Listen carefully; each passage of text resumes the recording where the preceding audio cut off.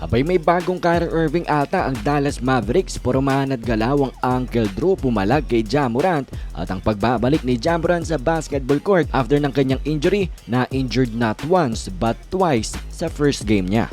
Mavericks versus Grizzlies, tapatan ngayong preseason. Wala ang mga stars for the Mavs.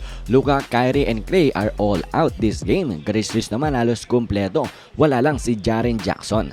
Well, start na agad tayo mga idol. Si Ja Morant sa first possession. Abay tumiri agad kaso mintes ang reverse layup. Pero bumawi naman siya after ng another layup opportunity.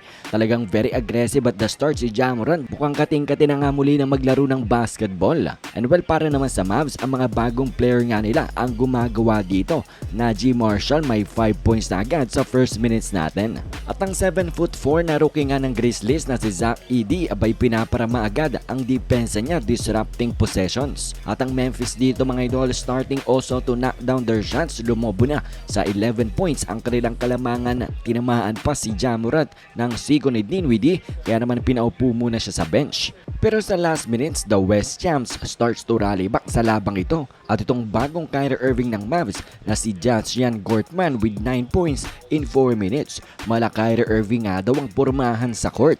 Dikit na ang laban natin at sa pagbabalik din ni Ja Morant mga idol halatang-halata na out of rhythm pa nga siya. Tinapos ang quarter na may 6 points, 1 out of 5 na shooting with 2 turnovers. Second quarter natin, Ja Morant and Zach Edey connection. First basket ng rookie this preseason at sinupalpal pang layup attempt na ito. At sumali rin si Ja Morant ang kanyang chase down block. Kaso etong si Ja ay na ankle sprain matapos ngang maapakan ng bola. Kaya naman siya na mismo ang naglaba sa sarili niya. At kahit wala nga si Ja Morant ay the Grizzlies team continues to play well. Patuloy na may lamang dito. Kaso eto ngang si Jaden Hardy nag-take over sa Mavs offense. Nakakuha na nilang lamang dito. And then si Derek Lively ginawa pang dunk contest ang last minutes natin. Napatay mo tuloy dyan ng Memphis. And surprisingly, Ja Morant is back on the court and moving really well na parang hindi injured. Good to see talaga yan. Pagtatapos ng ating second quarter, tie ang score at 60 points. Third quarter natin, abay ang bagong Kyrie Irving ng Mavs ay talagang malakayri nga gumalaw at 3-pointer ang ginawa dito over kay Ja Morant. Pero itong si Morant bumawi nga ng kanyang tough and one play at nag-flex pa pagtapos saman pa ng kanyang floater at siya'y nagkaroon ng quick 5 points and then few possessions later, Ja Morant first dunk of the year. Kaso, Ja Morant is injured again and this time mukhang hindi na siya babalik sa court.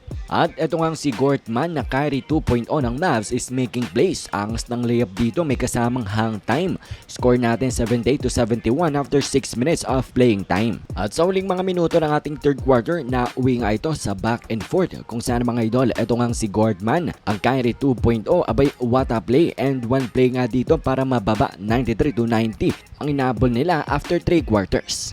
At para nga sa ating fourth quarter, the Gortman show continues para nga sa team ng Dallas Mavericks at ang 5'8" Japanese player ng Grizzlies na si Yuki Kawamura, first shot, first basket agad ang ginawa dito, 3-pointer.